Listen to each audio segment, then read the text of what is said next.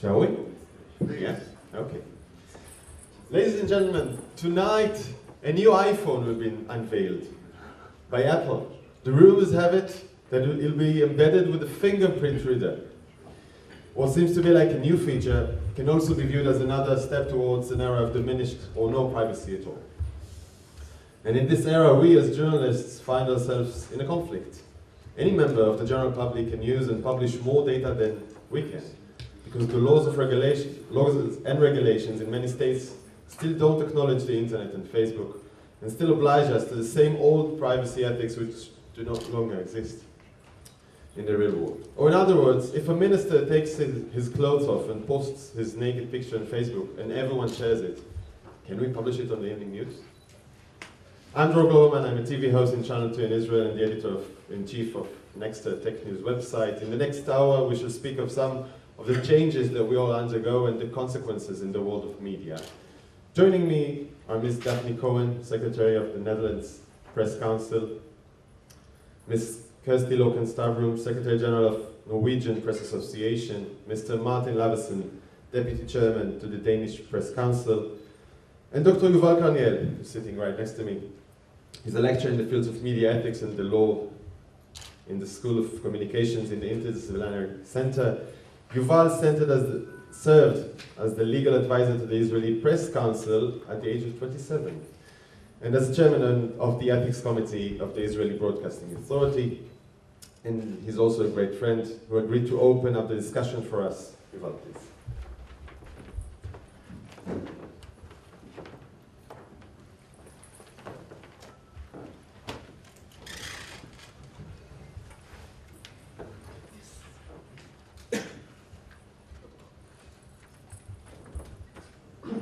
Thank you all very much.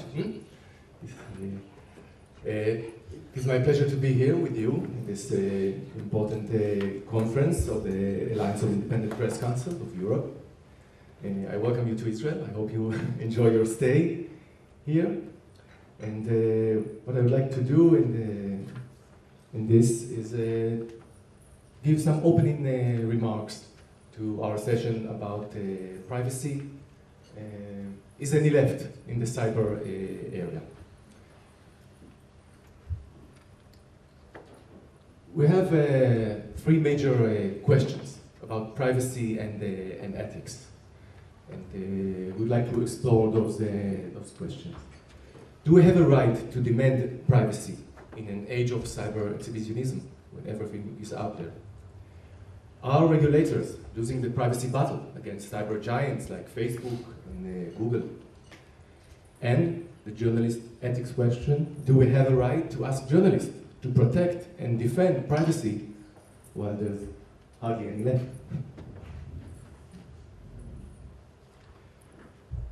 So is it really the end of privacy? As you all know, we are in an era of change, but many people are still fighting for their right to privacy. As opposed to the privacy itself, which is changing and almost disappearing, the right to privacy, the legal right to privacy, is still going strong. Courts and regulators all over the world, and here in Israel too, are trying to protect and preserve this right to privacy. I'd like to give you two Israeli examples about this. The first is a classic issue of taking pictures in a public place. We all know that there are many cameras in public places. We might be photographed by strangers, journalists. We are under surveillance all the time. Still, in a very interesting recent ruling by an Israeli court, the court stating the right to privacy in a case of a woman versus Channel 10. Channel 10 had to pay damages of more than 60,000 Israeli shekel for taking pictures for a documentary about the weight problem. Picture of an overweight lady walking the streets of Tel Aviv, in an open streets in Tel Aviv. The court ruled that the lady has the right to privacy even in this public sphere, walking around in the streets of Tel Aviv, and awarded her more than 60,000 shekels. Is there any privacy in social media? Do we have any privacy at all on places like Facebook? Probably not. There are limitations to privacy settings. Even private communication published on Facebook can easily become public. Facebook and other social media sites can easily change their current default privacy setting and other functions. So we must acknowledge that what we put on Facebook is actually always public, not private. Another Israeli example of this tension of privacy journalism. This one is about pornographic video, a video taken by a boyfriend, an ex-boyfriend, which contains full intimate relations. This video was uploaded to a sex site on the internet, of course, after the couple broke up. The girl went to court for privacy breach. She found herself all over the sex site on the internet. And the court, the Israeli court, awarded her damages, 100,000 Israeli shekels. But this is the interesting part. The court mentioned that she, the girl, has a contributive negligence because at this time and age, she should have known better and been much more careful about her picture taken. And what about journalists? Who should protect our privacy? Is it the role of journalists? Journalists are still bound to this old rule stating the duty to protect the right to privacy, unless there is an opposing important public interest. But should we change this rule? And maybe this is the most important question I pose to us all. Do we still need an important reason to publish private information? Let me summarize this short presentation. Privacy is changing, but it's still not dead. Courts and regulators know that there is a limit to what they can do to protect privacy at this time. We, as people, need to protect our own privacy and be aware that there is a little help from others. And journalists, I think, cannot be the only ones protecting privacy. And they have the right to publish when there is a public interest in the information. Thank you.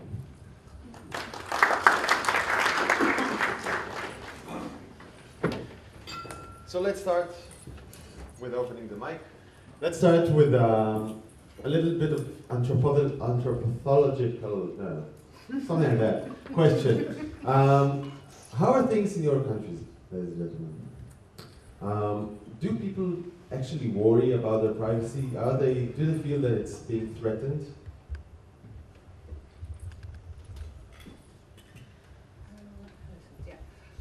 Is it okay? Yeah. Well, in the Netherlands, I have the opinion, not speaking about the journalistic ethics, but what the public feels is that they are not concerned so much about the privacy of others, but more of their own. And yeah, when, for instance, we had recently a court case about criminals, and their picture was put on Facebook and was highly spread. That was the situation when they were not convicted yet, but they were seen at some area, and someone took a picture and put it on Facebook saying these people might have done committed a criminal offense. And the court stated that since they were so much offended already by having their picture on Facebook, they got less punishment about this. But I see that I think it's okay, but I think that so the public doesn't realize what they do to the privacy of others, but start concerning when it's about them. I was speaking of real anxiety about that. Do people walk in the street and look for the cameras? No, I don't think Not so. yet. No, not yet, no. Kirsty? Well, I would like to start somewhere else, because this debate's presumption is that there were much more privacy before than it is now. But I think and feel really that it is the opposite. When I grew up, when I lived by my parents, if anyone called me, the whole family would know that there was a phone call for me, and if I wasn't at home, my mother would of course take down who was it and what was the message, or she would try looking for me, where is she now? And then she would probably find me somewhere that I didn't want to be found. If I got a letter, everyone in the family would know that I got a letter and who it was from. If I got it on my work, everyone at my workplace, at least the secretary and my colleague, and probably somewhere else, because they would tell them, would knew who maybe my sources was in any story that I was working with. So, and even the books I read, everyone at the train would see what kind of book is she reading. Now I can read the books I would love to on my e-reader, and no one would know.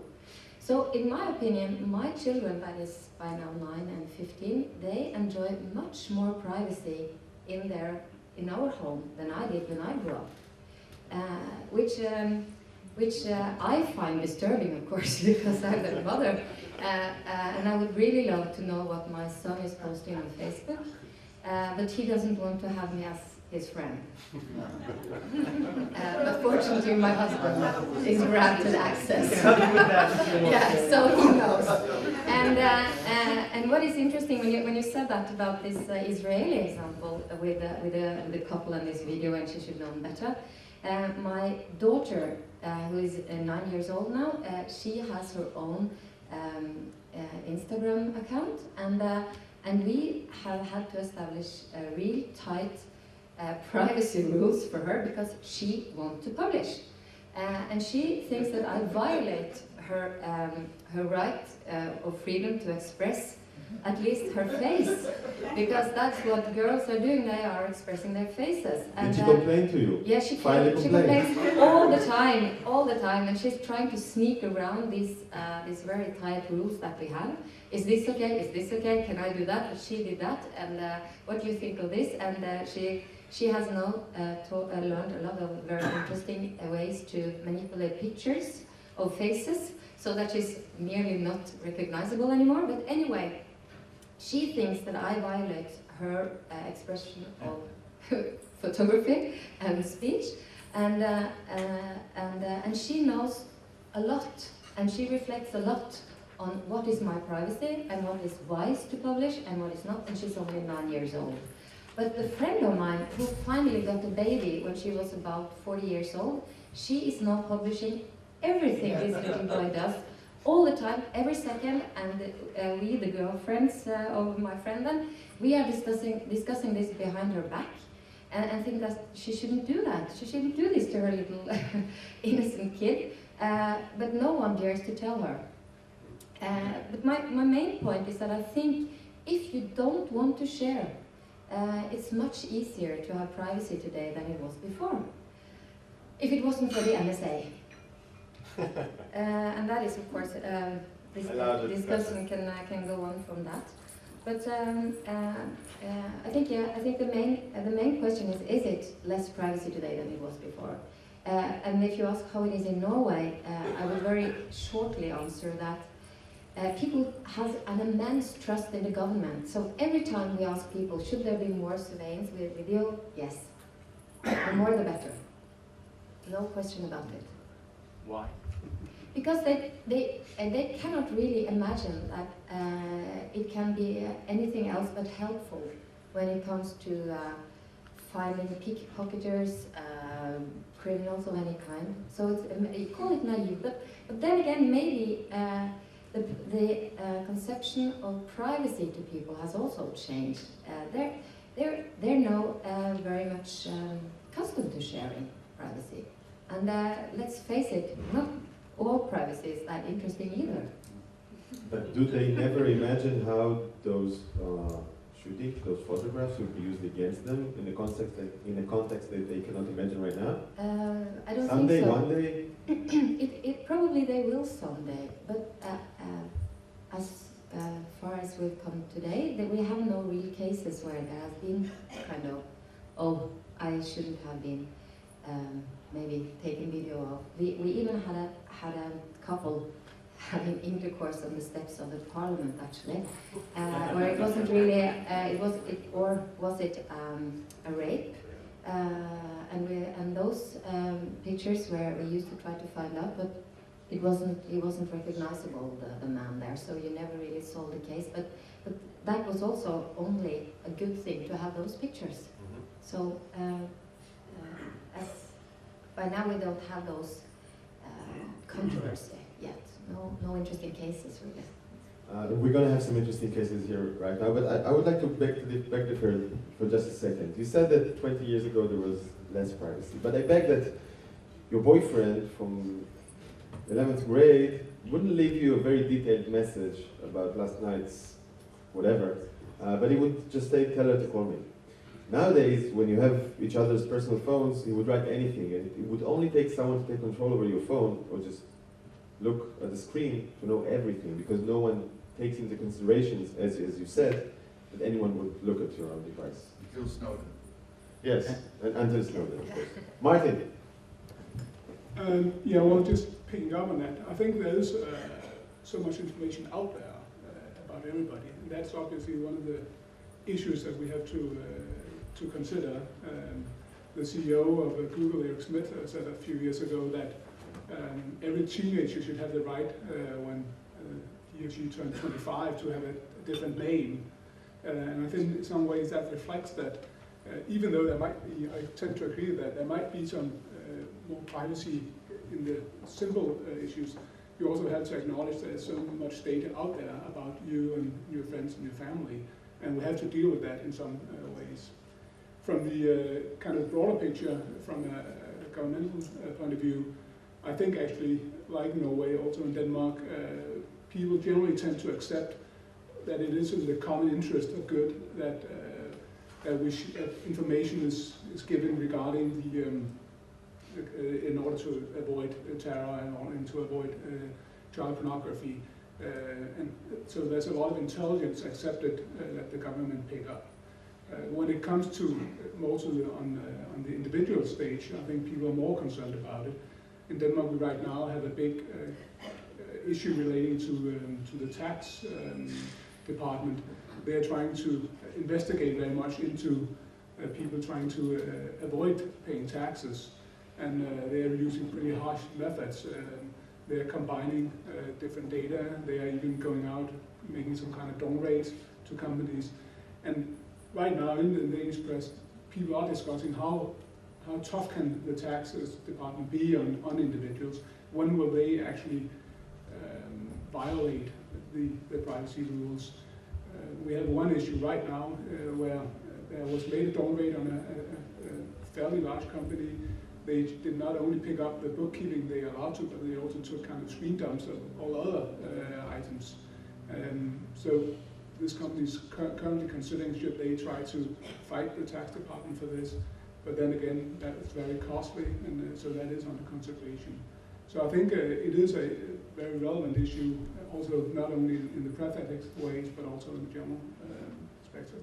So let's go to some media aspects of that, but we can definitely conclude those last few minutes by saying that we are all quite worried, no? Would you agree on that? Yes? No? Not so much? We're speaking about your daughter. Can I ask a question? Because I feel that you may have some trust for the government, unlike in Israel. But do you have the same trust on commercial companies who collect information, personal information about us? Not if they're American. I think it's difficult to speak for everybody, but a few years ago when the first Norwegian companies started making advantages for their loyal customers, I was among with other reporters, very eager at criticizing those things, that they were collecting data, that they would know that you're buying milk and bread when you do it, and you know, all those kind of things that they collect information about. And people really didn't care. And today I use those bonus cars myself, and I often think of how we tried to tell people this is dangerous, but they thought for themselves, why? And they found that it wasn't very dangerous. No, and I must admit, I think they had a point. As long as you get some bonus points from it. But of course, these days we talk a lot about big data and how will they be used. And I know several media companies now are restructuring their resources, kicking out the old stuff and hiring on American big data experts. And but I really can't say that I'm sure about how will it be used, and will it be misused, and will it violate my privacy. It's too early to say. What I am concerned about is the fact that when we now reveal that NSA was collecting a lot of information from us, the government would not, as I think a lot of people thought, would grant him access to Norway. Instead, they wouldn't even answer the question, did you know about this? I'd like to add is that in the Netherlands, now I'm thinking about it, is maybe a bit ambivalent, because when we have, for instance, several areas where you can say the government can use our information. When it comes to cameras outside, my experience is that people do not care, because they think, I will not commit a crime, the government will, it's a chance the government will find people who do, and that's a good thing. Where it comes to, for instance, using public transport cards, we have now an electronic system of public transport. People are concerned that the government can see where they are in what time, where it's not about finding criminals. So that's an ambivalence where it comes to concerning your own privacy. Yes. Maybe we're all waiting for this specific hacker that will breach into those systems and use it for his own good, and then maybe something will change. Okay, let's speak about some media perspective of that. We have the ground rule that speaks about public interest. If there is reasonable public interest, then publication is fine. Do you think things are changing? When it comes to media ethics, no, I don't really think so. We had just recently a huge complaint to the Norwegian Press Complaints Commission from the royal family. They were complaining. They have gathered several cases made in Norway's largest gossip weekly, and they were complaining on a huge photo coverage of their holiday at St. Bart's. They were complaining about the photographers standing outside the fence from one of the royal houses outside Oslo, where they had gathered a royal feast with other royal families. But the photographers weren't granted access to that, so they had to stand outside. They were photographing inside, and they were taking pictures, publishing pictures of the children in the royal family. And there were also some other stuff. But the majority of the Press Complaints Commission found that the royal family should really accept the fact that if you have your holiday at St. Bart's, where a lot of other people also have their holiday, and yes, you should really take into consideration that there is probably some hidden cameras around. That should be that you really have to accept when you are of kind of public interest. But the thing is that I think it was, do I remember right, when it was 20 pages coverage? More than that. More than that. 32, I think. Is it up? So yeah, lots of pages, and the commission decided or ruled that that was too much. You couldn't really no longer talk about that there was a need for information on all those kind of pages then. So that was a breach of intimacy to the royal family then, and also the fact that you cannot stand outside taking pictures of the children inside the fence. So that is the most recent case we've had on privacy, which is interesting in a way. Yeah, but it seems like the Norwegian Council actually, through the burden of understanding that there is lots of equipment, lots of ways to record and photograph you on, right, on the royals themselves, and actually enlarged a bit the freedom of press. Yeah, but I think also it's within a kind of how to put it. I think when you choose to have your holiday at one of the most jet-set beaches in the world, yeah. Well, I've never been there yet. No. But Me neither, actually. But not likely to on your journalist salary, maybe. Yeah, just a matter of time, I guess. Next conference. It's up to, but I do know how those huge lenses look, where they can take photographs from far away, and now we should all expect them to exist, definitely for a kind of celebrities. So it's our job to know that. Well, we in the press, we know about these things. And I think also, I think it's much more common sense that the royal family should know about these lenses. They know everything about these lenses. When we choose them to stay on the beach with the king and the queen and the crown prince and crown princess and their children for a long time, it was the whole family there. But it's much more common sense that they have to accept that if you seek publicity in that way, you should accept some coverage.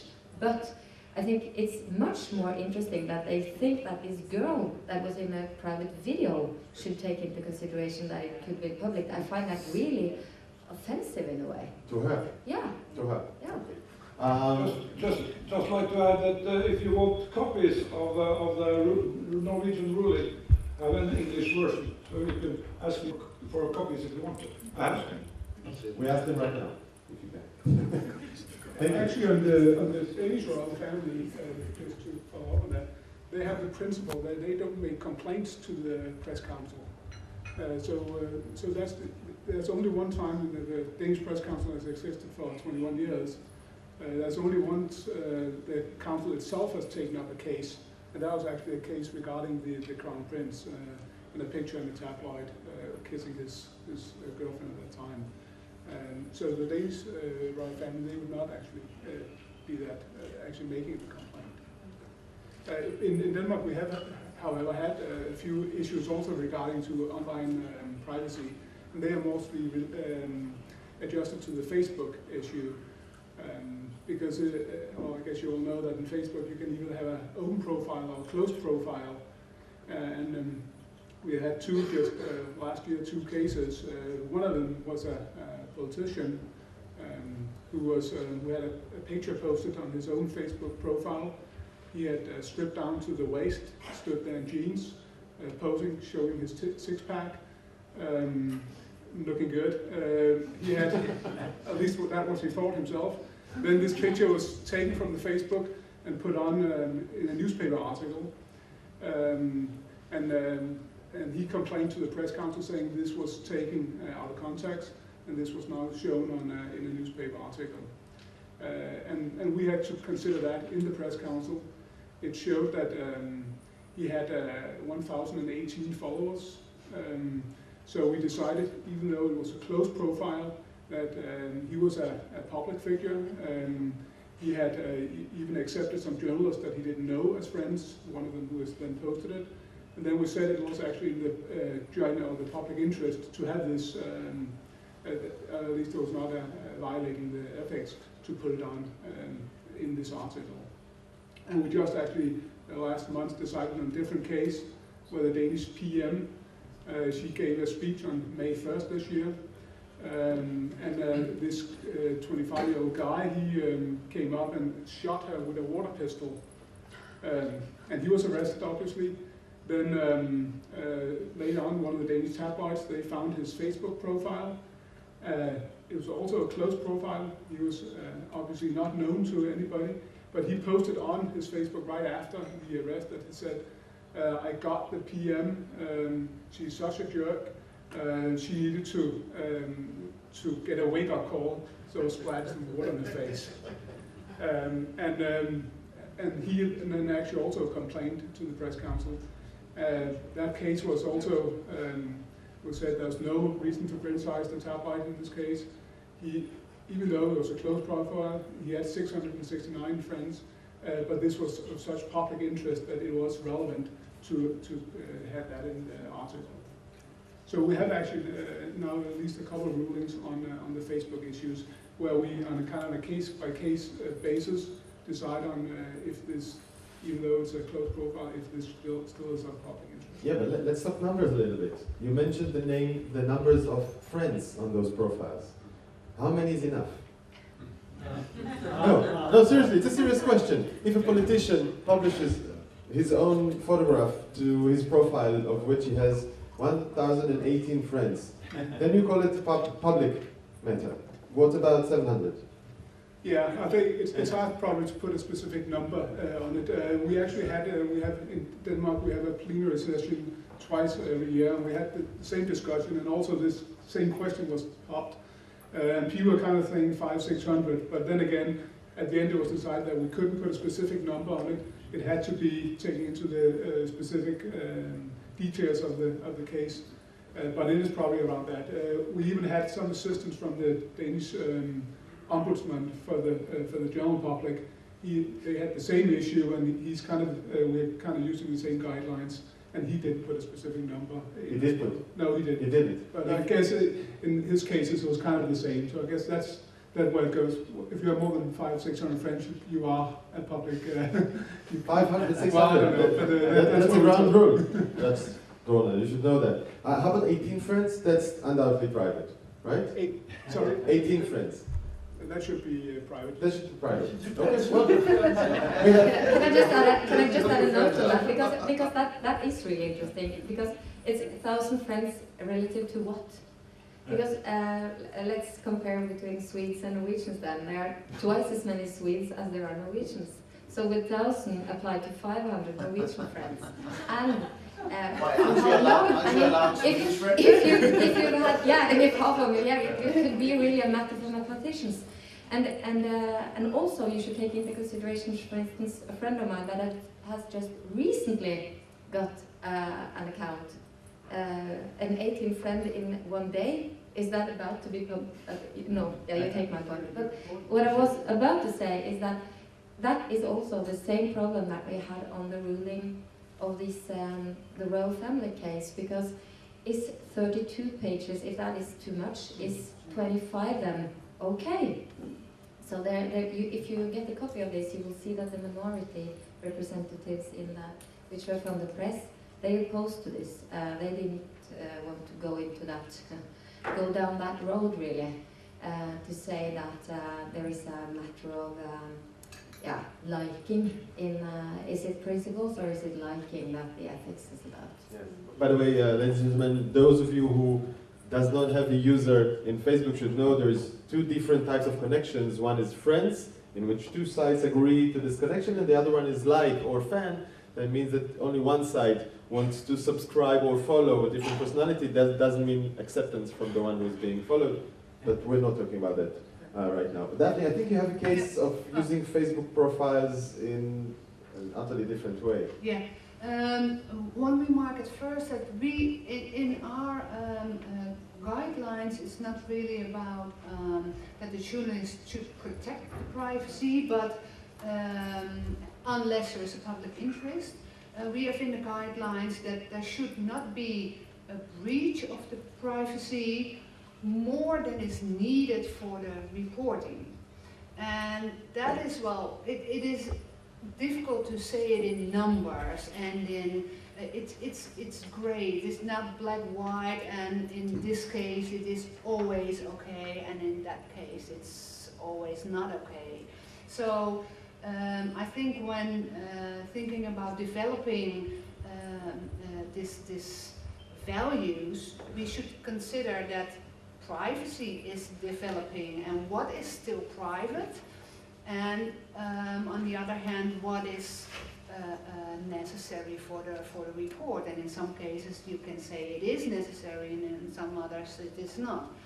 And the Facebook thing you mentioned, well, we have two cases. One case was a couple of years ago when it was about the Tripoli disaster, when one boy only survived the crash, and the media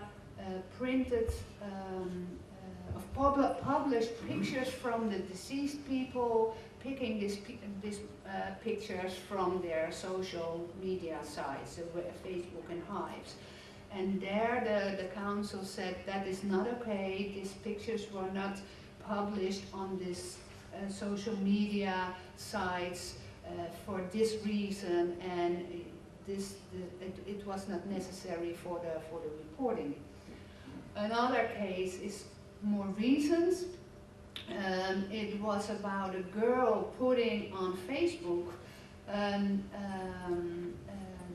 that she would celebrate her 16th birthday and that she had a party, but she didn't know how Facebook worked. I think that she didn't realize it well enough, and she didn't have a protecting mother like Kirsty. So what she did, she put it on an open page, and people could sign up. So it was well spread over the whole country, didn't have anything to do with this girl anymore. And then, because it was spread on Facebook and more open, then the media picked it up. And it was such a big event that since more and more people said let's go, and some media not reporting in just give information, but urging people, let's go there, and we will go, the media will go. So the mayor of this small village decided to take measures to have this police force in the village, and the girl and her family moved to celebrate the 16th birthday somewhere else in a hidden place. But it really got a very serious problem because the police attacked people and so on and so on. So there was a commission from out the government to really investigate how this could have happened, and whether this situation in this village was the fault of media, in which way it was a fault of the mass media, and in which way it was fault of citizens using the social media sites. And the conclusion was that the fault was everywhere. Great stuff. You know, privacy is about expectation, about the reasonable expectation of privacy. What do we expect? What is reasonable to expect? And I think it's very interesting for us sitting here is to find out, do we have a common rule about those expectations, or is it different for each and every country? You know that in Europe there are different view of the expectation for privacy than in the US. But among us, do we have the same common grounds? And is it changing, the expectations? Of course, I think it's a lot of differences between nations, but I find it also very interesting how it is changing from day to day. And I see among my friends how they change what they share from their private lives. It can start with a cake, but it can end with a kissing. And if you said to them that in a year you are going to publish that you kiss your boyfriend on Facebook, they would probably think that that was really too private to share with anyone. But they are going to do that. And so the concept of privacy is changing so much that it will grant us the access to much more stories, I think, than we had before. But what's also interesting is that there is still people that think that we in the established media should not publish things that are public. Like, for instance, I had a post on my wall at Facebook the other day where there was a woman who was really upset because lots of media had covered an athlete that had too little liquid, so he came very distressed and disoriented just a few meters before he was finalizing this 10,000 meters run. And she found it really offensive to that athlete that the media published that. And I think that it should be really interesting that if we didn't publish the fact that a lot of people had seen this, but she felt that we had a moral obligation not to, because he wasn't, it wasn't by his consent, at least not at that time, that we covered it. So the interesting thing is that still, when the conception of privacy is changing, some will still think that we have some moral obligations beyond that. And where those boundaries are, of course they will change, but still, it's a fact, I think, in my opinion, that the fact that we have moral obligations will define us, not if we are journalists, not that we are making journalism, but that we have a profession. And then I think that we should care about this profession, that these moral or ethicals help us establish. I think also in answering your questions, I think actually it is becoming a global issue because the internet is global. So in some ways we have to interact and try to find common ground. Otherwise it doesn't make sense to have any kind of regulation about this, because you can share across the world. And in that respect, it's also obviously interesting that the European Union last year made a proposal to a new law, including a lot of different issues regarding privacy and how to treat information, both from a civilian perspective and also from a commercial perspective. And one of the items in that proposal from the European Union was actually the right to be forgotten. So it is proposed that you at least should have the right to have information cancelled after a certain period of time, information about you, and that is an interesting point of view. It might be hard to follow up on it, and I know that's given cause for a lot of debate in different countries, including in Denmark, how to deal with such a proposal. That also raises issues of, can you have something deleted that is that should be there regarding a criminal activity? Will this suppress the freedom of speech? But I think eventually we will have to decide on how to look into this. Should there be a right to have deleted data on the internet after a certain period of time, or if the purpose has been fulfilled regarding should there be a right to have deleted data on the internet after a certain period of time, or if the purpose has been fulfilled regarding the article? Yes, actually I remember that I think also in Israel, you will correct me if I'm wrong, also in Israel the regulations of criminal records definitely not suitable for the internet era. I mean, it's true, everyone can reach your criminal record, even if it's being deleted by law. It's grant them the right to be forgotten. And but it's complicated, and for many of these, for instance, young girls, it's only about the fact that they participated in some stupid reality show, which makes them unable to have their law career that they want to have when they have sobered mentally up when they're in their 20s. And of course that is a question of us trying to understand people, and the fact that they move on as well. But it's also about the fact that we in the media, we need people to tell their stories to us. And if we don't grant them at some point, and for some reasons, the fact that they can erase that story, we will more and more need hidden sources for the stories, and we don't want that. We want people to show their faces. We want them to tell their stories with their names. Otherwise, it will hurt our credibility in the long run.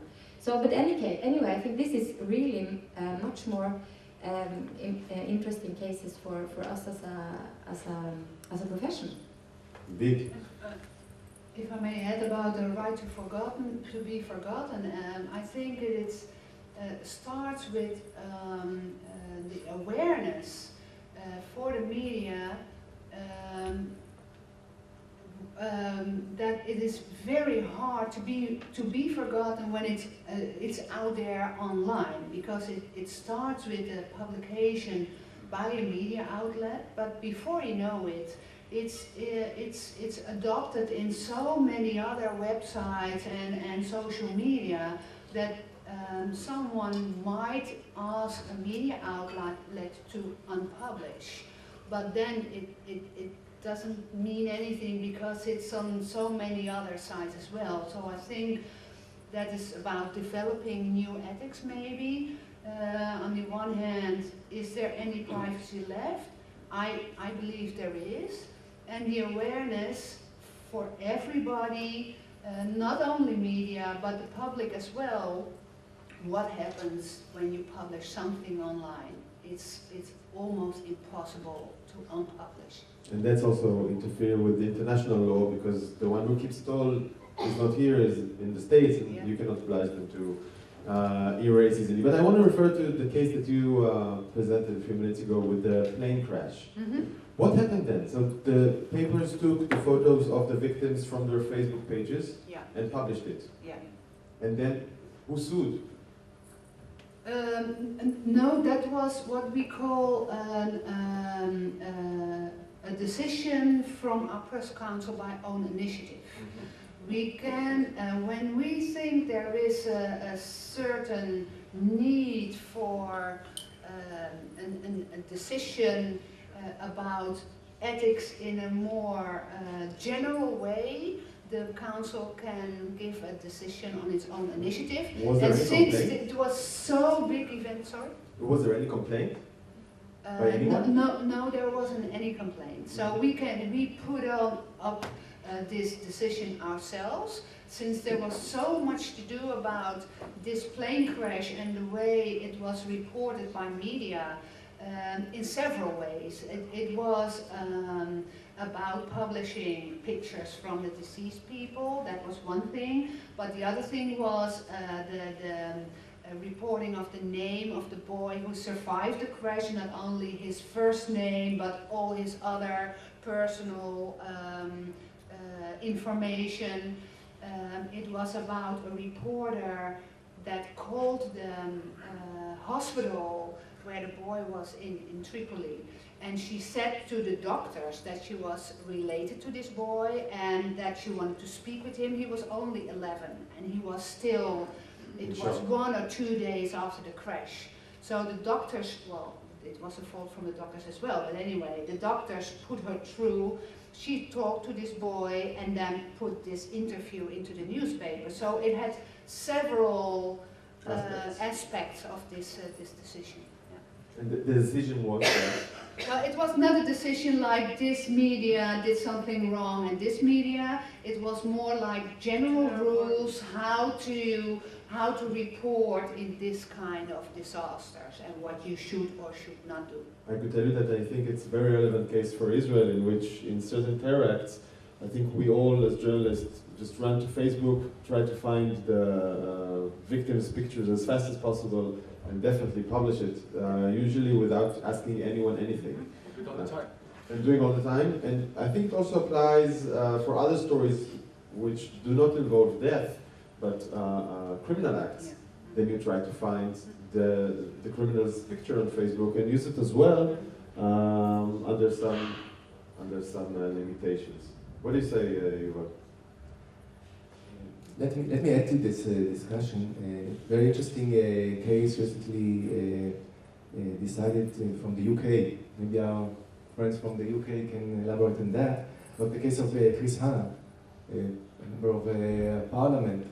And it's a great case about the expectation of privacy. Chris Hoon, you mean Chris Hoon. Chris Hoon, the former defense secretary. You have a Right. Yeah, maybe you can tell us. No, it's in our report. It's in the country report, yeah. Memory stick. So it's a great case about, it's a great case about the expectation of privacy. This member of parliament, he was jailed and he was photographed during his stay in jail in an open field, in an open garden. Open prison. Open prison. So it was a very interesting case about, do we have a reasonable expectation for privacy when we are in open jail and not being photographed? And this the decision was that the journalists were right about taking those pictures, and he doesn't have a reasonable expectation for privacy.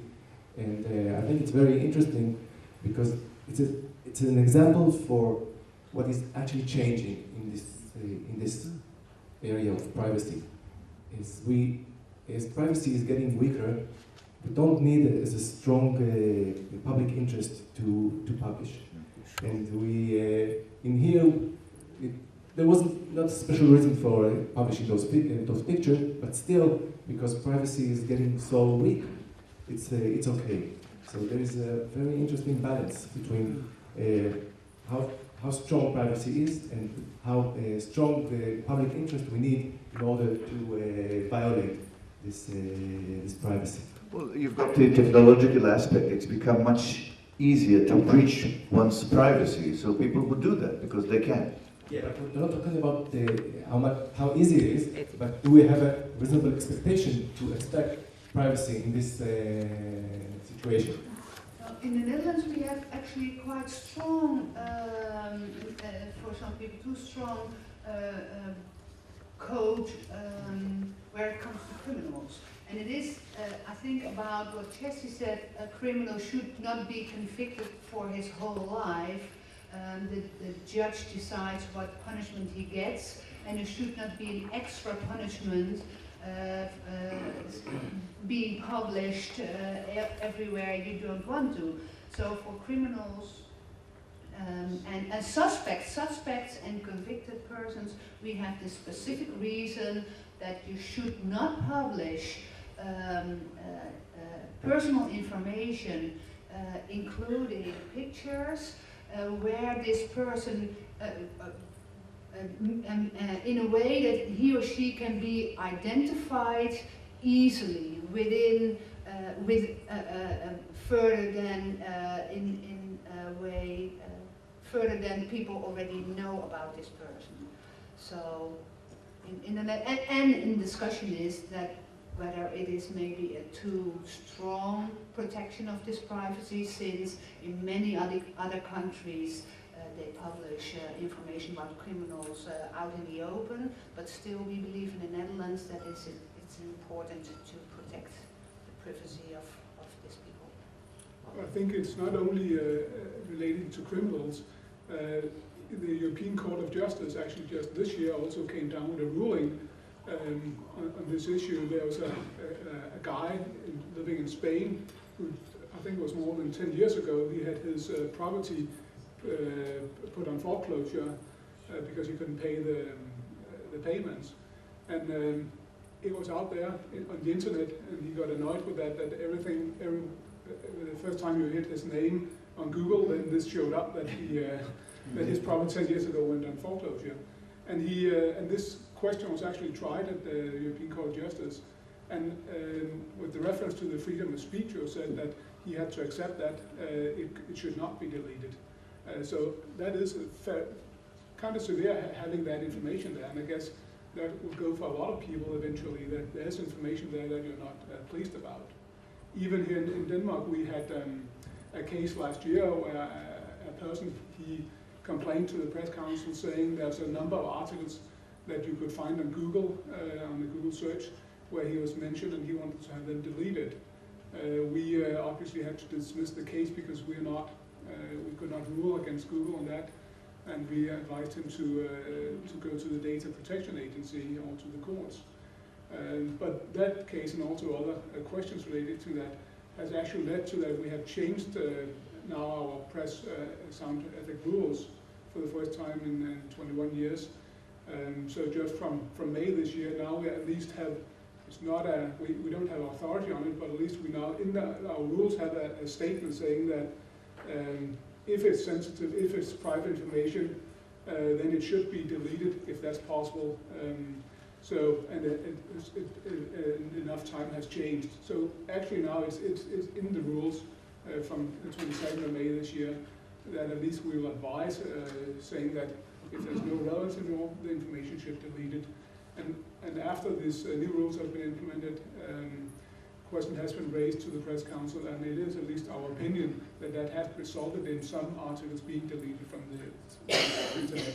So even though it's not legal binding, it is an intent, and it seems at least to be working in some ways. And that has been backed by the press and by the journalists.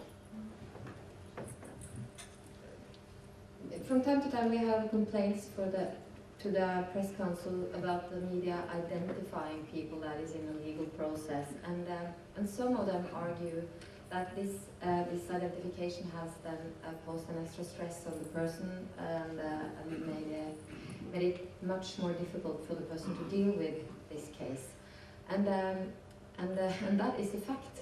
For some people, science shows that if you have integrity, the fact that your intimacy is, you feel that it's broken, is the highest level of stress that you can experience. But the thing is that those things are very different from person to person. But for a person that has his moral standards, that is protecting his integrity, an identification in the press can, of course, make his life really hard. I remembered something from your story. Remember the nurse in England that committed suicide when she was falsely led into this radio studio in Australia. And for lots of people, that would be, I mean, everyone understood that she didn't, that was involuntarily, but for her it wasn't possible to live with that. And that even makes it more difficult for us to decide what is right and what is wrong, and have some common standards for when we can publish and when we cannot. We have, for instance, a case in Norway these days where there is a policeman that is suspected of killing a woman. He was the last person to see her, and and he didn't tell. Afterwards, she was just found. They thought it was a suicide.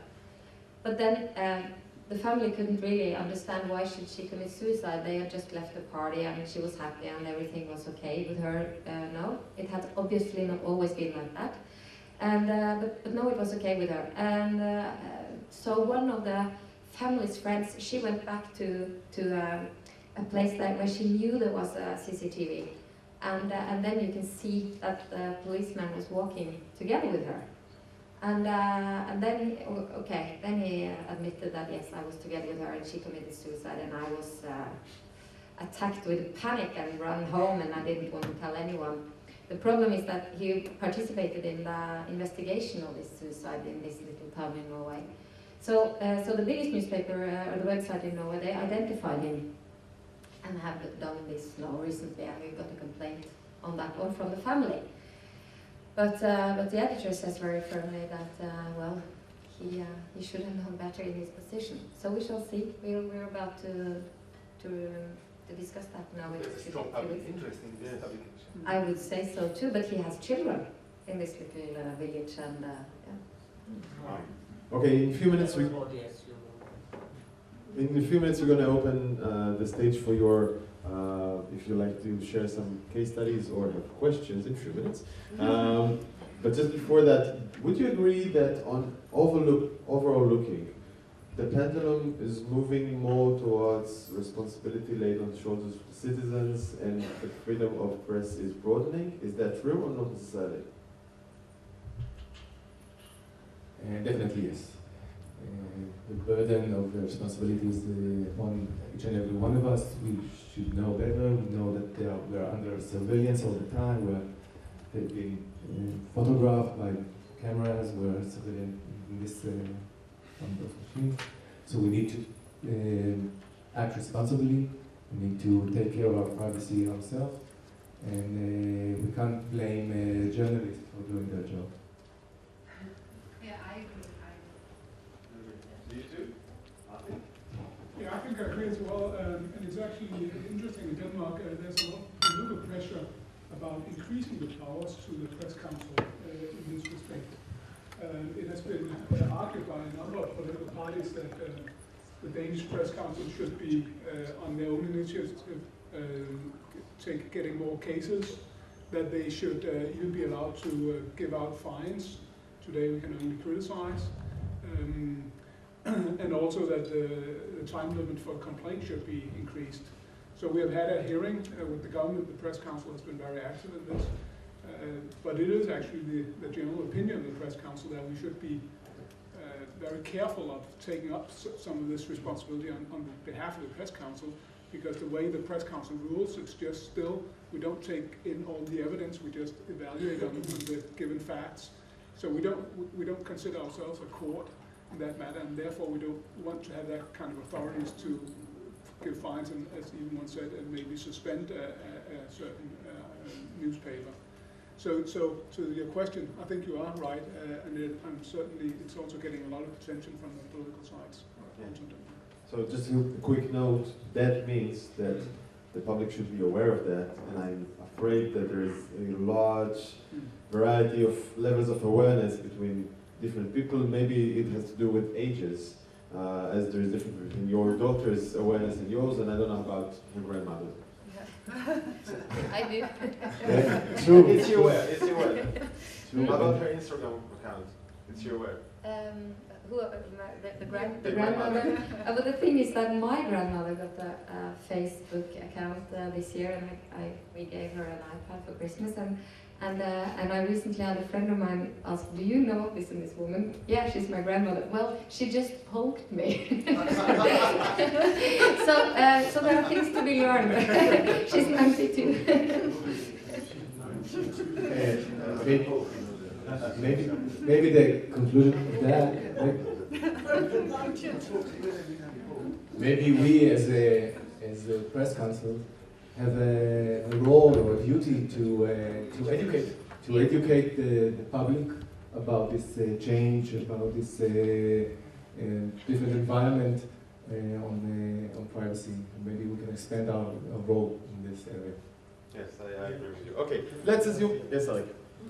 Martin, it's not directly related to the subject. Martin mentioned the discussion about extending the statute of limitation in complaints, and this is a major issue now in the internet age, because there is no limitation, in fact. I mean, it is something, we currently have a 1-year statute in Israel, but an internet item can be there forever. You know, how do you deal with this? It's not really, it's more, I think, for the prior discussion before, but anyway, we decided that we have a complaints term of 6 months, and it's including 6 months on the internet, because we believe that if someone has a problem with a publication, you should make it clear within the 6 months and not complain after a while. It's about giving the media outlet that is who the complaint is addressed to the opportunity to defend himself effectively. And if there is a say 10 years after, the editor cannot know anymore why he published the way he did. So that is why we decided the term of 6 months applies to internet as well. We have one escape, but it is about all publications and a 6 month term when the complainant can make clear that there was a good reason for him not to complain earlier.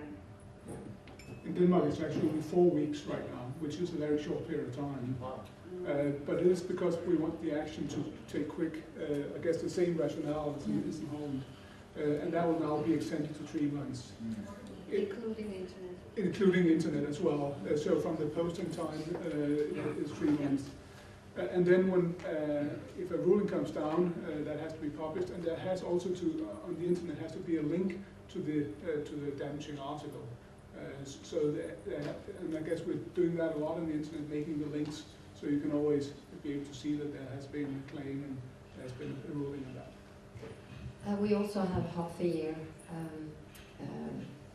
limitation. But we're about to approach a huge complaint case in Norway these days, and what we see it's extra difficult is that for the complaint to find out is where has it been published, because this is the complaint is against the TV2, the second biggest TV channel in Norway, and they have both an ordinary channel and they have a 24/7 news channel. And they have their website and they have their Twitter account. So it has, the complaint has spent a lot of time trying to figure out where have all these, in his opinion, false allegations been published. And the TV channel has spent lots of hours trying to bring out all the material so that it's possible to structure the complaint. And this big news case then was of course quoted different places in other media, amongst them the national newswire.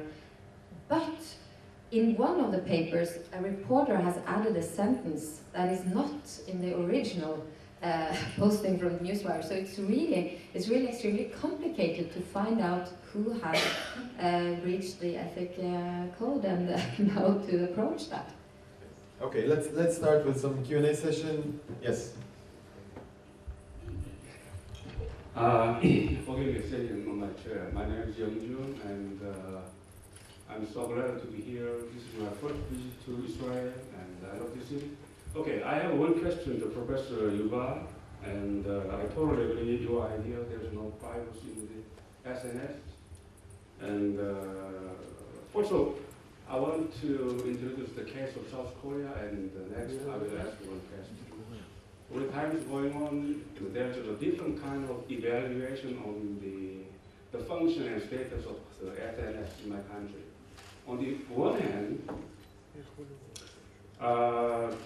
some kind of the bipolarization is emerging in the area of in the world of SNS. That means that SNS is not an equal world.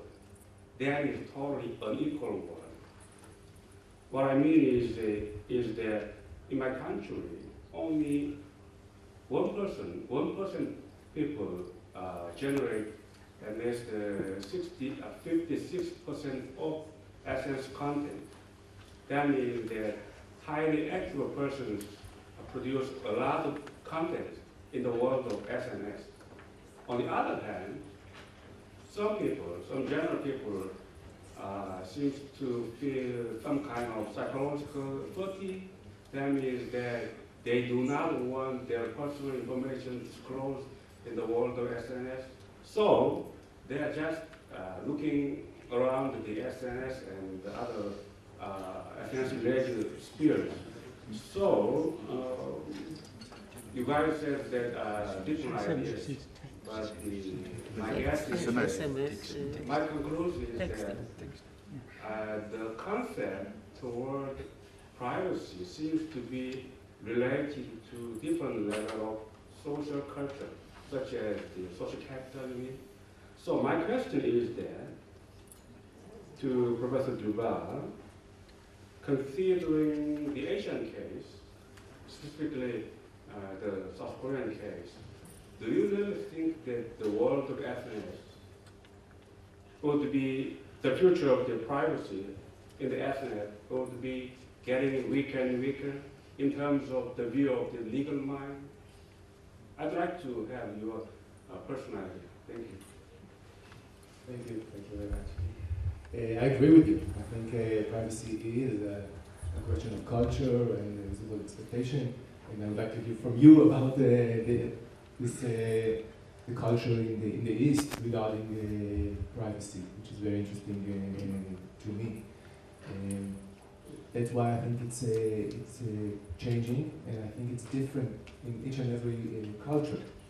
And I think here in Israel, for example, people hardly expect any privacy at all. But it might be different.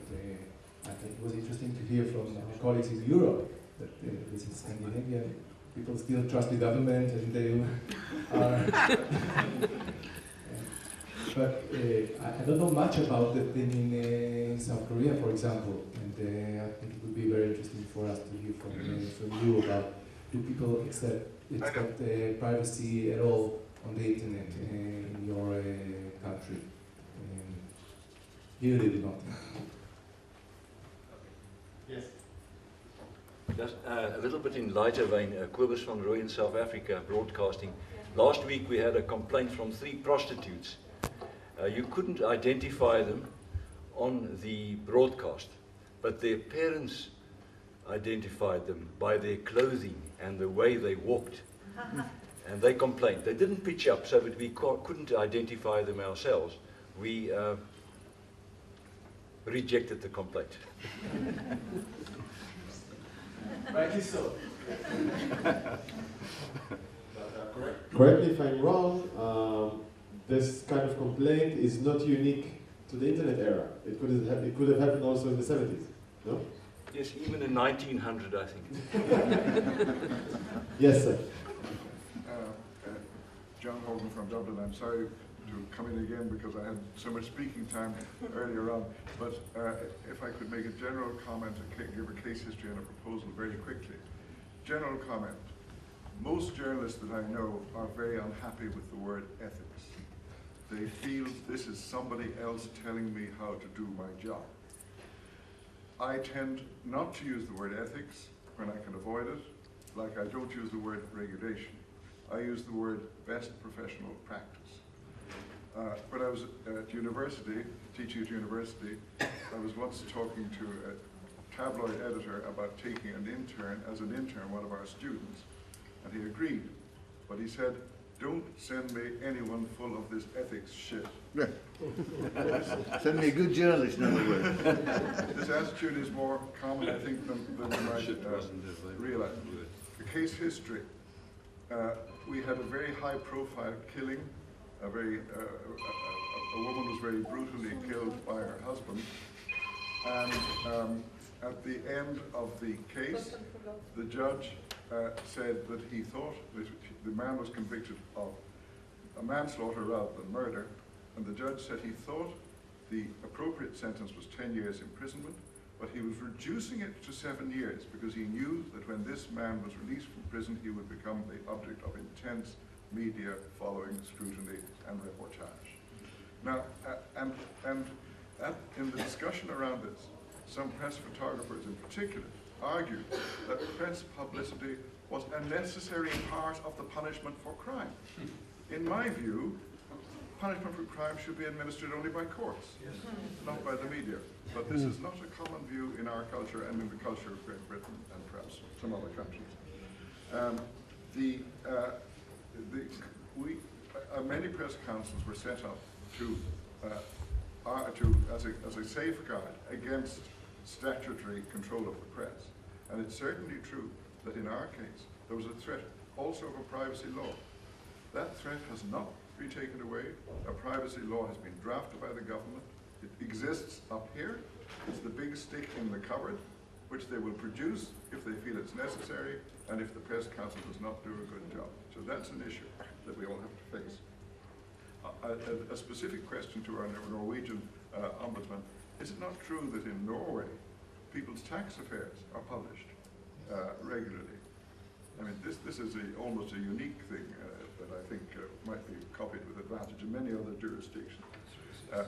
And my final proposal is that maybe we could develop our website in the future so that we might have 2 subsections, if you like, one for privacy and one for accuracy, where all our member councils could post interesting decisions from time to time, so that there would be a permanent resource there for us and for the public in terms of what we do.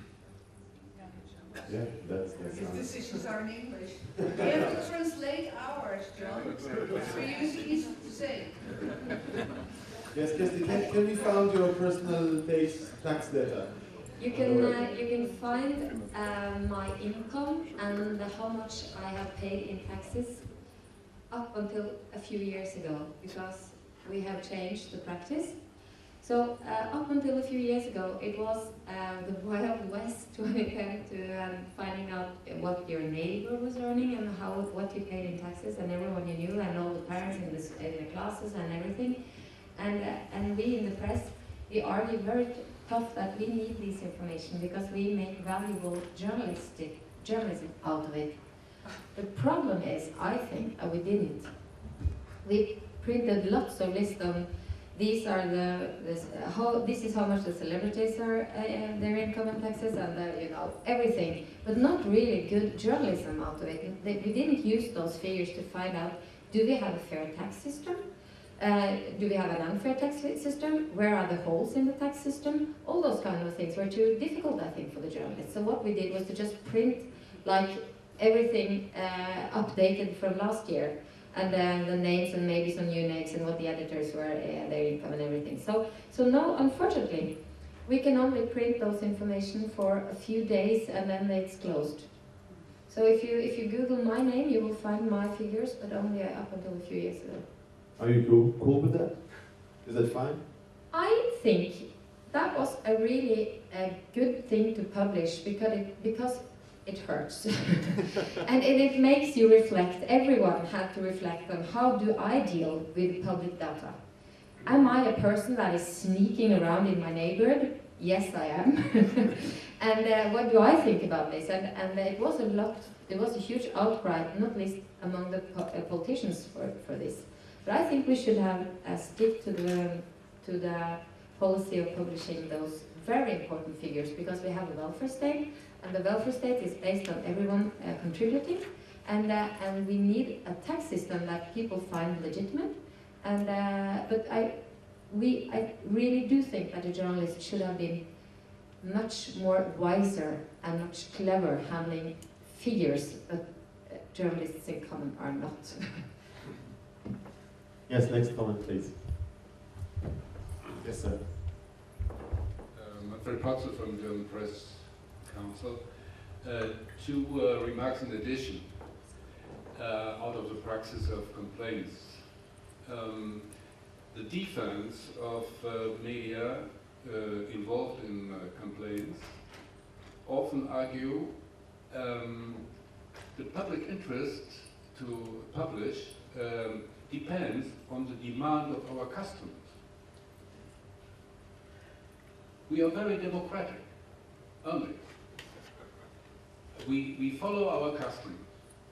But to say we never accept this argument, but we are often under heavy pressure to reject this, because they argue with their own customers, and this is not just by accident. And the second remark, connecting to privacy in the new digital age. The defense of media constricted in complaints argue people open their privacy voluntarily, day for day, and in a wide range. So also for journalists, the door to those private informations is wider open than before. We don't accept it and reject it, but this is a similar argument which is not very easy to handle. At least we argue very fundamental, meaning we tell them regularly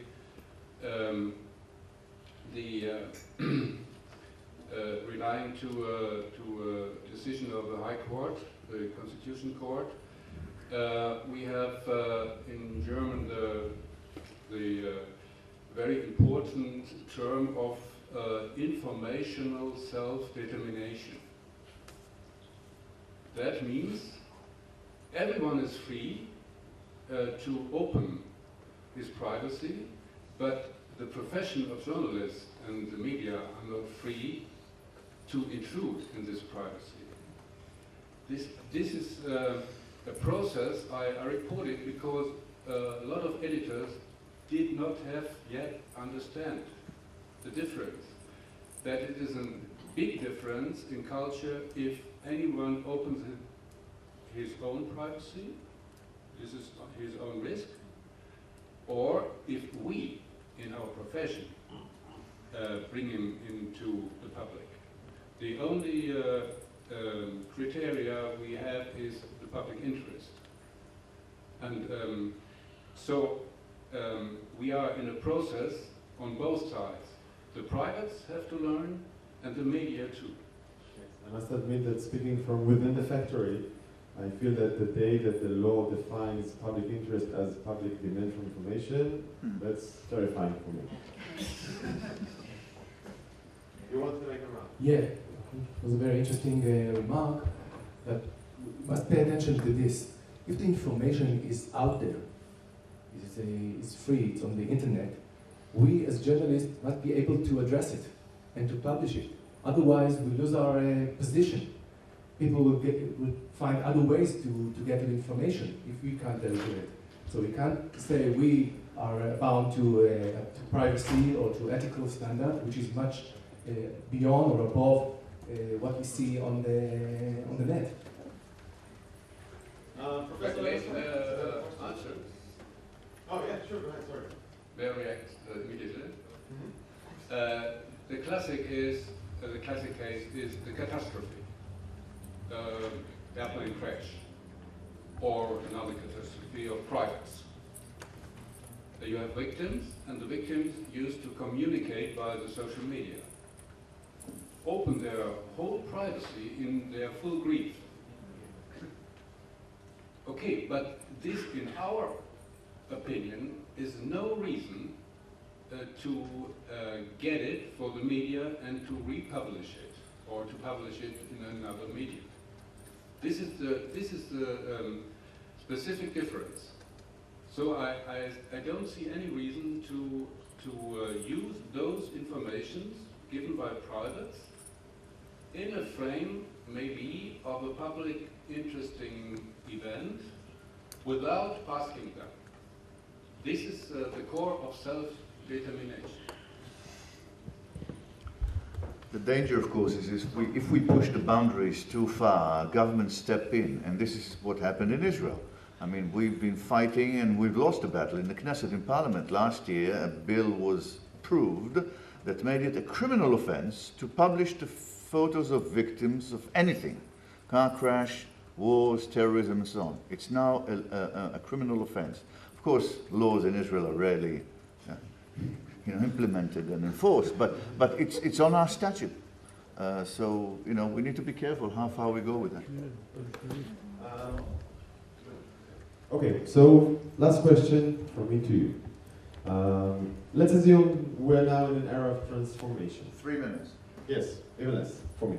Let's assume it's an era of transformation. How should press look like in 20 minutes? In 20 years. How should press look like in 20 years? And what would happen in actuality? And please take 3 sentences each. Go ahead. Martin, you're first. I think we'll have to develop some kind of global new cultural treaty in some ways. We have to accept that things are changing, and we have to adopt to that. We'll do that from a legal point of view, but I think we have also to, and I kind of secondly coming from Ireland, that we have to have some kind of best professional standards, and we'll have to work on implementing them. I think globally. Globally. And I think a forum like this is a great opportunity to work on that. Daphne didn't like that so much. Chelsea first. I can think. Well, then I have to speak before I think.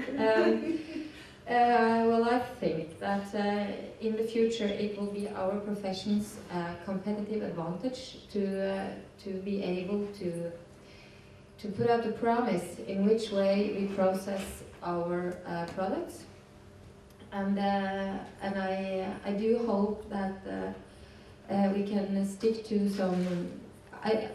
I like to call them rules. That's okay, or guidelines. It doesn't have to be called ethics, but still, I think it will be wise for us to stick to the fact that we are a profession, and that we can point at some ways that our information has been processed by. And if we're not, I think that will erode not only the income, but the way we are able to pose questions to the politicians, to those who are in power, and to be able to demand answers to those questions. And that is in the core of what we are really there for. And so it must be some kind of promise that we can tell both the public and those who are our sources. Daphne, what should press look like if it's up to you? And what will happen in actuality? The answer. Look into the future in 20 years. Boy, what a question. It's beyond what I can think of, seeing how far technology is going. I'm not sure what the world is look like. What I think, I do not believe in a global standards for global standards, because I believe that we keep our cultural differences, and so of course we still discuss them by then, hopefully, but I don't think of one standard, one code for everyone, and that's only I can think of. I'm sorry, it's beyond what I can think of. Wait, do Dutch journalists like ethics? No.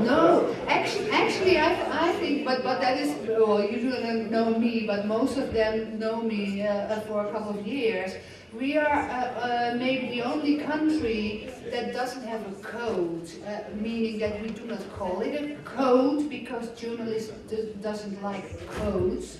So therefore our code is calling a guideline, which sounds more easy for journalists to work with, hopefully. Thank you. You're welcome. Journalism is a profession, and people will always need accurate and reliable information from us, but privacy is dead. Okay, fair enough. Yes. I want to thank you all, specifically Ms. Daphne Cohen, Secretary of Netherlands Press Council, Ms. Christy Loken Stavrum, Secretary General of Norwegian Press Association, Mr. Martin Lavesen, Deputy Chairman to the Danish Press Council, and Dr. Yuval Daniel. Of course, thank you. Now it's time for lunch.